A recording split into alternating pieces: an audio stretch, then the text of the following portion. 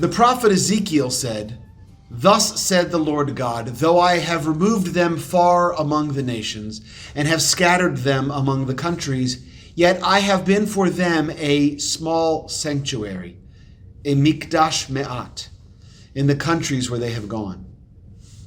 This week's Torah portion is called Terumah, and its main focus is on the building of the Mishkan. The Mishkan, or tabernacle, was the portable sanctuary that the Israelites carried with them during their wanderings in the desert. It was a physical space, but more importantly, it was seen as a dwelling place of God amidst the people. The portable Mishkan and the way it was designed, the rules about the sacrifices offered there, is understood as the blueprint for the actual Beit HaMikdash, the temple that stood in Jerusalem much later. That first temple in Jerusalem was built by Solomon and destroyed by the Babylonians some 400 years later. Then a second temple was built on the same site under the direction of Ezra and Nehemiah. And that second temple lasted about 600 years until it was destroyed by the Romans in the year 70 of the Common Era. And since that destruction, the temple has never been rebuilt. And the Jewish people were scattered around the world, and they traded the sacrifices and offerings of the Jerusalem temple for the offerings of prayer in local synagogues wherever they were. Traditional Jews pray 3 times a day, morning, afternoon, and evening, based on the model of the sacrificial offerings in the ancient temple, morning, afternoon, and evening. Our religion turned from a single temple to a world of temples, from a single place of worship to praising God wherever we stood. And so we created communities that saw local synagogues as crucial to Jewish life.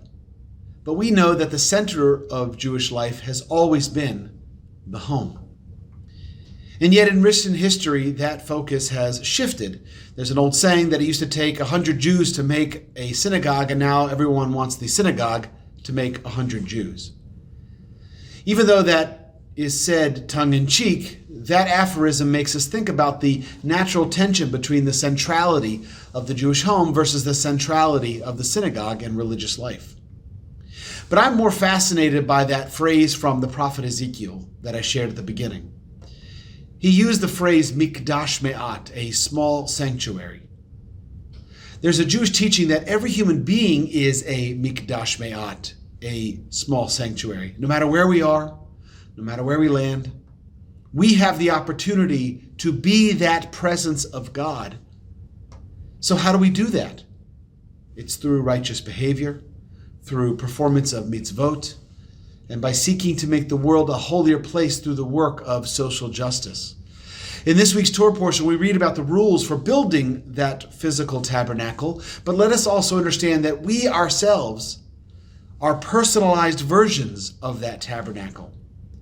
When we share in an act of holiness, God's presence exists in that place.